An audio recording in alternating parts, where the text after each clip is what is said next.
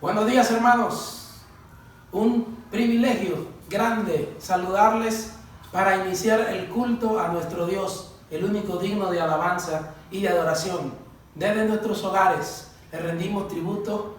Le invito a que su corazón y su mente se preparen y se dispongan a hacer lo que todo hombre debe hacer: loor y gloria al Dios que lo merece.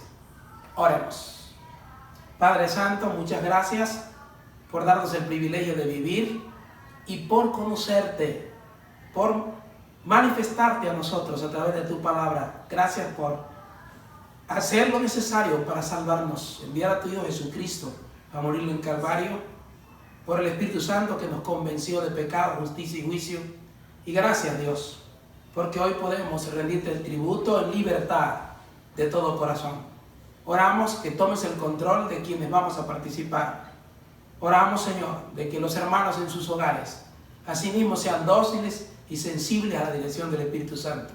Y pedimos, Señor, que te glorifiques a través del control que tú vas a hacer en lo que hagamos. En el nombre de Cristo Jesús. Amén. Vamos a alabar a nuestro Dios, el único que merece la gloria y la honra, con el himno número 565, Bellas Mansiones.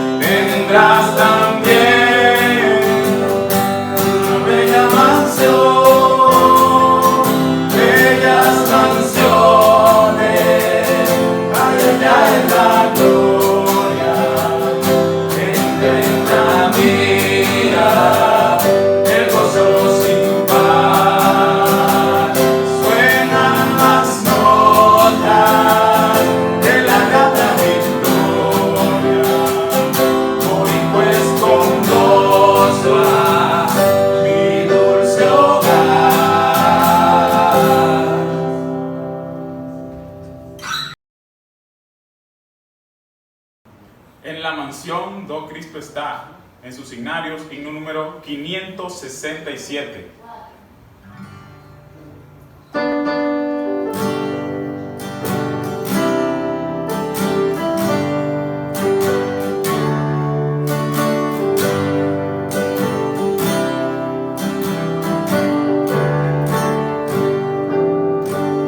En la mansión do Cristo está, allí no habrá tribulación, ningún dolor, ningún pesar, que me quebrante el corazón.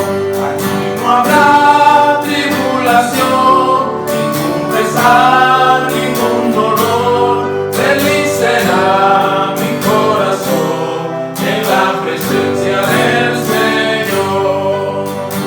Busco cada día aquí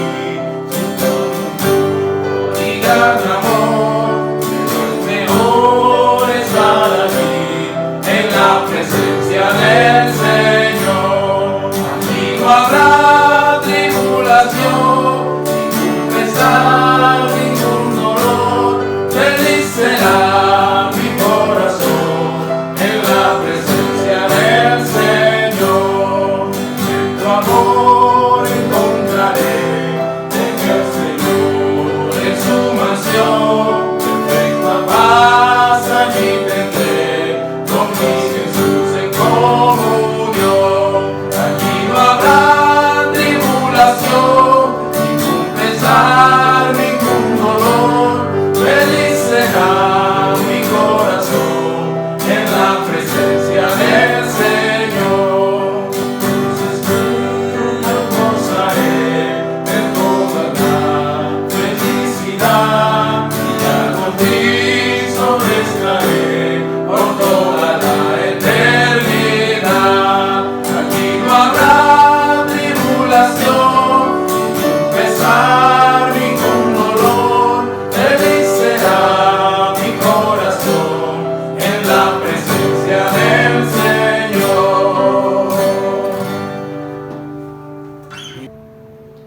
Continuamos con las alabanzas, esta vez con el himno número 564, Más allá del sol.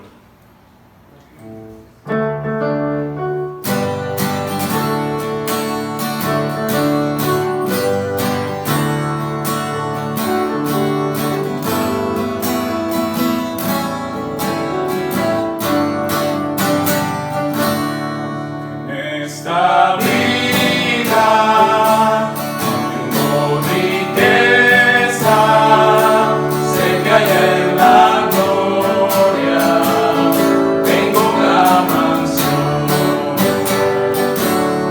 alma perdida de las pobrezas de mi Jesucristo, tuvo compasión. Más allá del sol, más allá del sol,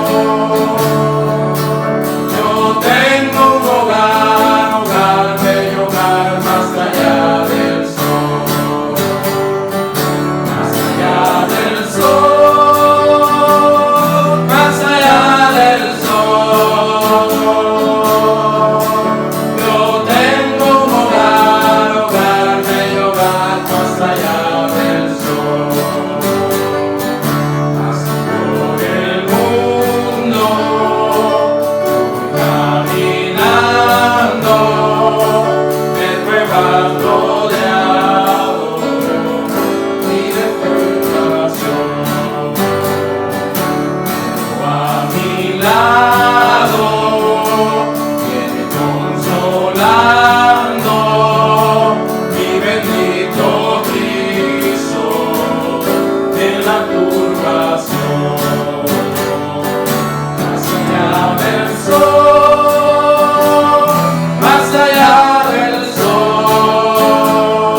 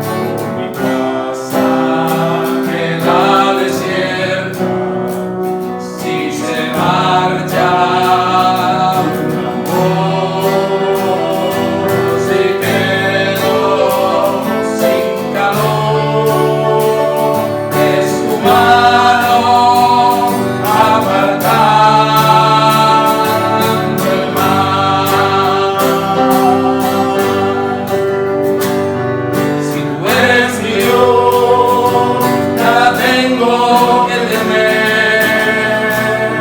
Si tú eres mi Dios, solo voy a quedar. Si tú eres mi Dios, poder me sostendrá. Si tú eres mi Dios, nada es casualidad. Si tú eres mi Dios, nada es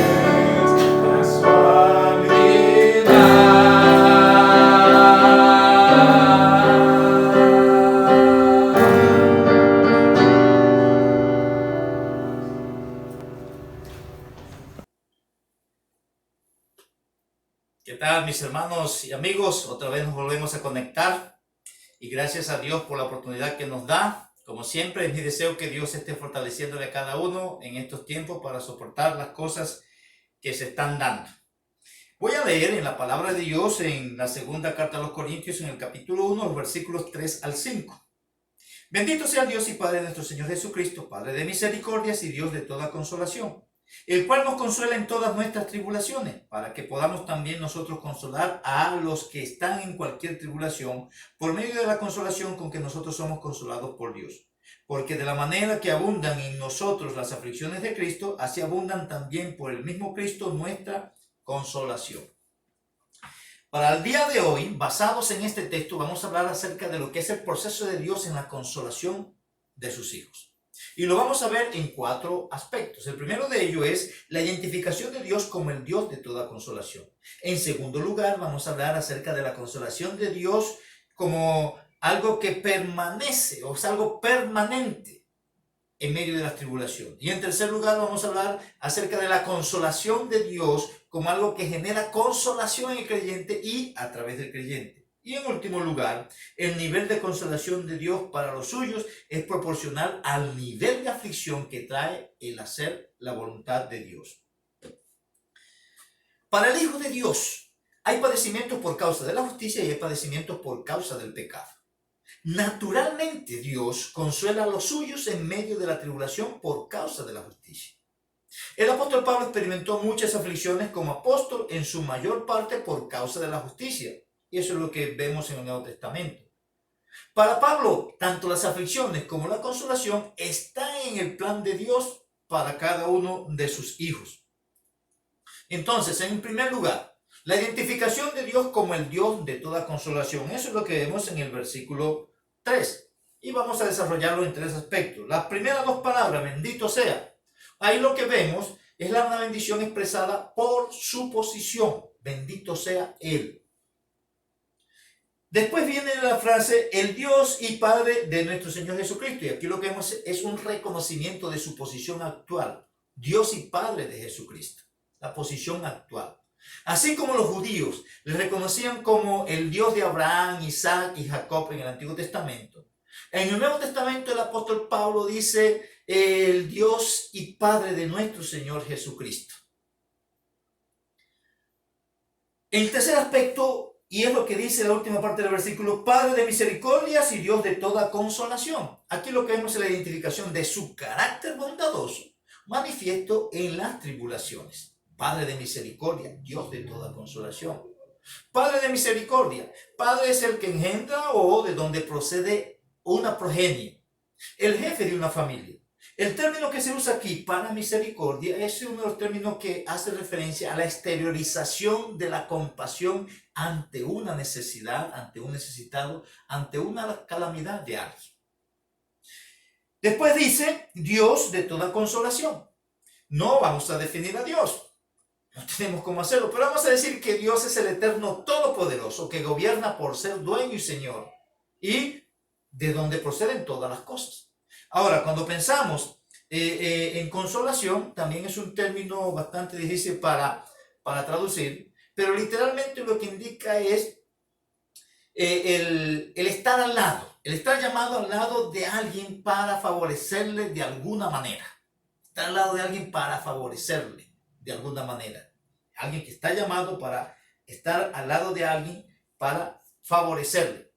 En segundo lugar, la consolación de Dios es permanente en las tribulaciones a causa de la justicia. El versículo 4 comienza diciendo, el cual nos consuela en todas nuestras tribulaciones. Y ahí habla literalmente, nos está consolando en todas nuestras tribulaciones. Pablo fue consciente de la presencia consoladora de Dios. En su llamamiento, él entendió bien que Cristo le mostraría cuánto tendría que sufrir por su causa, pero también entendió bien que Dios estaría a su lado. El texto presenta que no importa qué tan grande o numerosa sea la presión, ese es el término ahí para tribulaciones. No importa cuál sea la presión que tenga el Hijo de Dios en esta vida. Las cosas que presionan al Hijo de Dios jamás van a sobrepasar el nivel de consuelo que Dios está ejerciendo a su favor.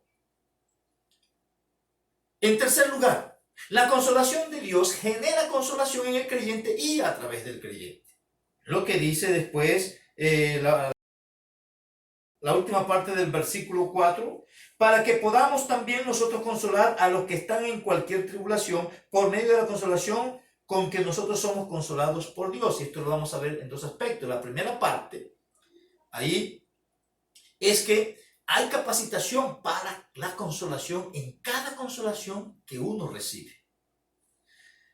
Y en eso lo que podemos ver es que el echar mano de la compañía de Dios en las tribulaciones, eso capacita al creyente en la dependencia de Dios, lo cual es usado por Dios para que otros reciban el ánimo, el aliento, el consuelo de alguien que está al lado en esa tribulación.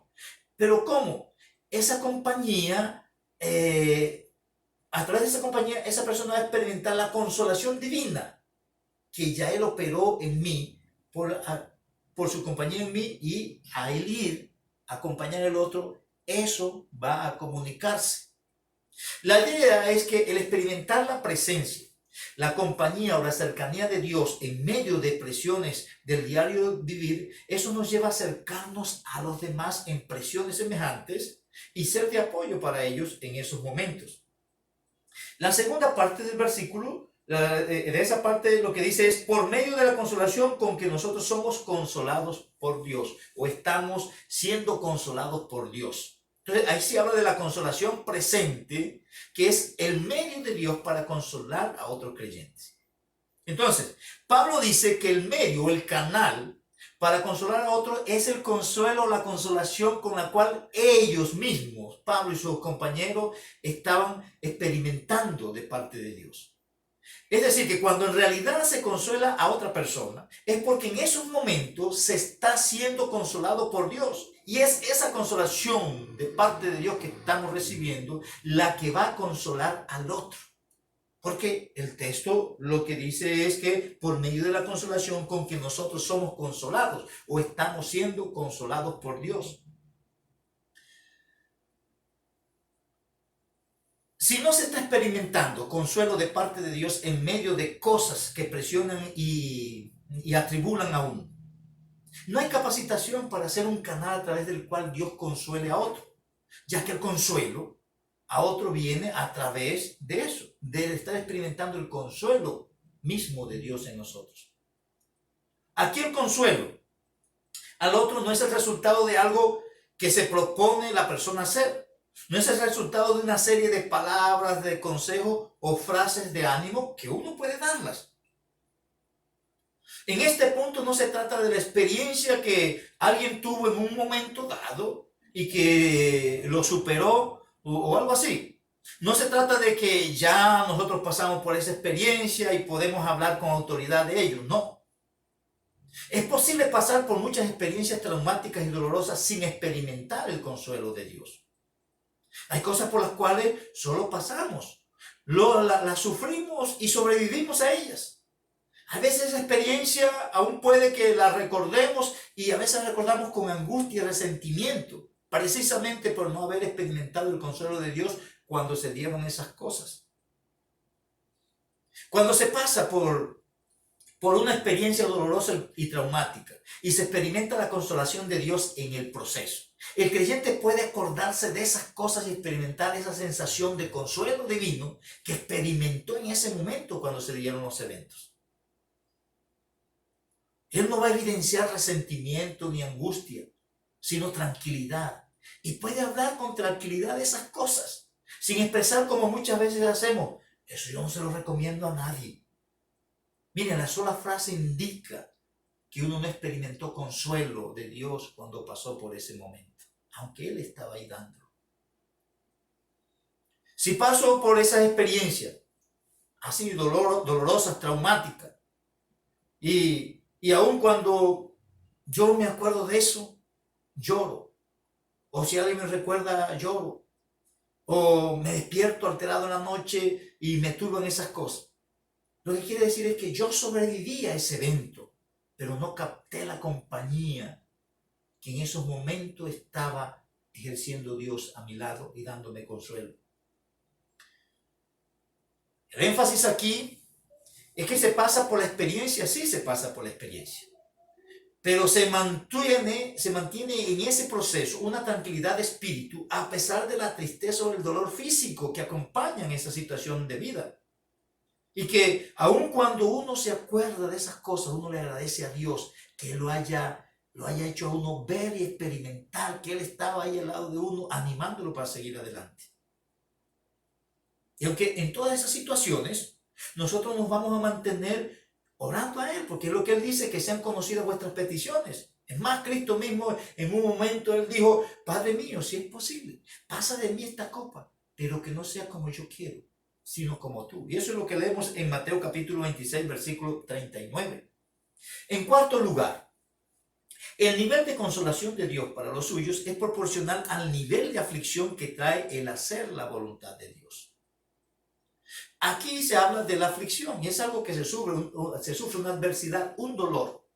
Y el énfasis es que tal como está sobreabundando las adversidades de Cristo, así a través de Cristo mismo van abundando la consolación de su parte. Es decir, que la consolación de Cristo siempre estará al nivel de la aflicción que uno tiene por Él. Ningún creyente podrá tener mayor aflicción por Cristo que el nivel de consolación de parte de Él para sobrellevar tal aflicción. Los padecimientos de Cristo, aquí en este pasaje, no incluyen de pronto esos padecimientos expiatorios para la salvación allá en la cruz. Aquí hace referencia más a todo lo que Él padeció por hacer la voluntad de Dios o por estar sometido o en dependencia de Dios en su humanidad.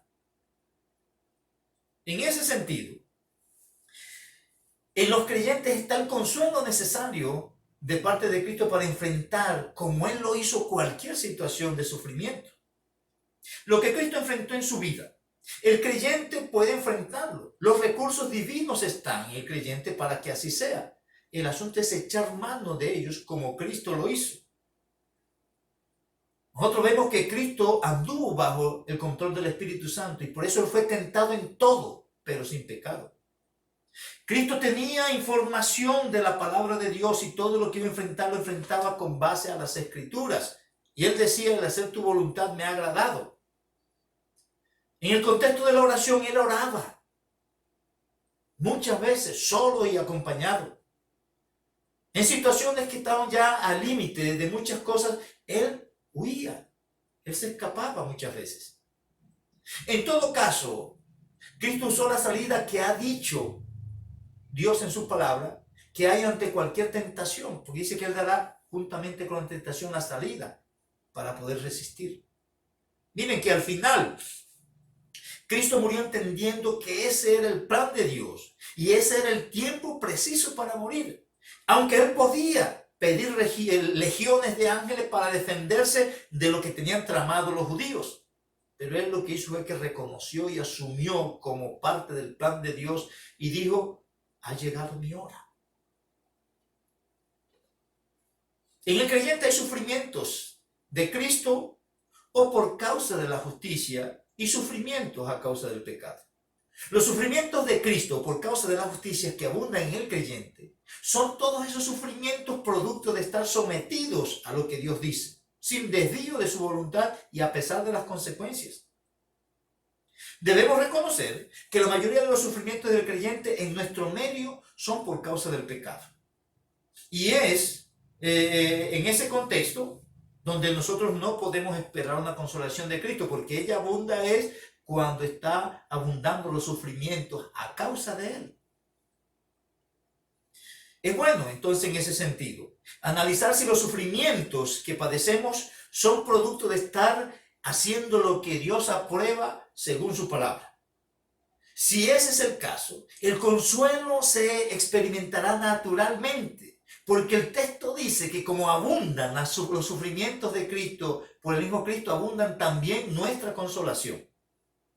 Esos padecimientos no se cuestionan ni se resisten. Se llevan en dependencia de Dios porque se asumen como parte de su plan. Así como Cristo en todo lo que Dios planeó para su vida, Él entendió que si eso era la voluntad de Dios, se podía aún agradar en esas cosas. Y por eso dice, el hacer tu voluntad me ha agradado. Es más, es así como los creyentes en el primer siglo, ellos podían morir a causa de no ir en contra de los principios cristianos o de no negar su fe en Cristo como su Señor.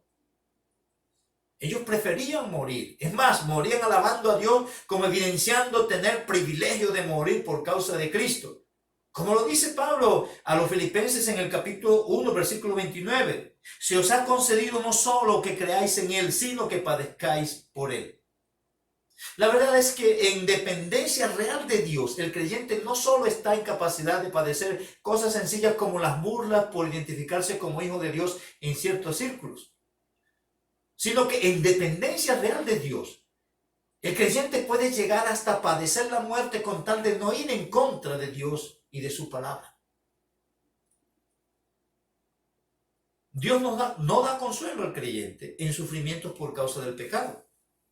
Por su misericordia, lo que hace Dios es que permite que el creyente experimente las consecuencias del pecado. No juicio severo sobre sí por ese pecado. Y lo que hace Dios es llevarlo o atraer su atención hacia Él y guiarlo al arrepentimiento y confesión de su pecado. Eso es lo que debe hacerse en esos casos de pecado según lo que dice las Escrituras, confesar el pecado. Entonces, cuando eso se da así, solo entonces uno puede comenzar a experimentar la consolación de Dios. El consuelo del sufrimiento por causa del pecado comienza con la confesión del pecado y la aceptación de las consecuencias que deja el pecado cuando uno lo comete. Recordemos lo que dice en el Salmo 32:2. Mientras callé, se envejecieron mis huesos en mi gemir todo el día. También nosotros en 1 de Juan 1:9 leemos que si confesamos nuestros pecados, Dios es fiel y justo para perdonar nuestros pecados y limpiarnos de toda maldad. Hay de parte de Dios consuelo permanente para enfrentar todo lo que Él tiene planeado para ejecutar en el mundo a nuestro alrededor. Miren, todo lo que Dios está ejecutando en su mundo incluye la consolación personal para los suyos en medio de su obrar en este mundo. El refugio y consuelo nuestro en medio de cualquier cosa debe ser Él. Es más, no hay otra persona, ni lugar, ni cosa donde podamos refugiarnos. Si Dios decide enviar hambre, ¿dónde refugiarnos para saciar o soportar esa hambre? Si Dios manda un tsunami, ¿dónde refugiarnos para enfrentar ese tsunami? Si Dios manda una tempestad, lo que sea, ¿dónde refugiarnos para enfrentar esa tempestad? Si manda una peste, ¿dónde refugiarnos para enfrentar esa peste? Si manda, ponga usted ahí otra vez la lista de las amenazas que presenta el apóstol Pablo, que no nos separará del amor de Dios, que el único refugio es el Señor. Para el creyente no hay otro lugar, ni para el impío, aunque lo busque. No existe. El refugio único y verdadero es el Dios soberano. Miren lo que dice en Isaías capítulo 43, versículos 10 y 11. Vosotros sois mis testigos, dice Jehová, y mi siervo que yo escogí, para que me conozcáis y creáis y entendáis que yo mismo soy. Antes de mí no fue formado Dios, ni lo será después de mí. Yo Jehová, y fuera de mí no hay quien salve. Cristo también le dijo a sus discípulos, en el mundo tendréis aflicción, pero confiad, yo he vencido al mundo. Las aflicciones las vamos a tener. Pero bueno sería que las aflicciones sean por razón de hacer la justicia de Dios, porque ahí van a abundar las consolaciones de Cristo. Voy a orar. Padre amado, gracias por permitirnos revisar unos textos de tu palabra otra vez. Y gracias por recordarnos, Señor, que tú estás al lado de los tuyos para dar ánimo en medio de los tiempos difíciles o alegres que debamos enfrentar. Ayúdanos a refugiarnos en ti y en tu palabra. Gracias por lo que eres, en el nombre de Jesucristo. Amén. Hermanos y amigos, bueno, gracias a Dios que pudimos otra vez analizar un texto de su palabra. Que el Señor nos fortalezca y nos oriente a anclarnos en ella. Hasta la próxima oportunidad, si Dios así nos permite el privilegio.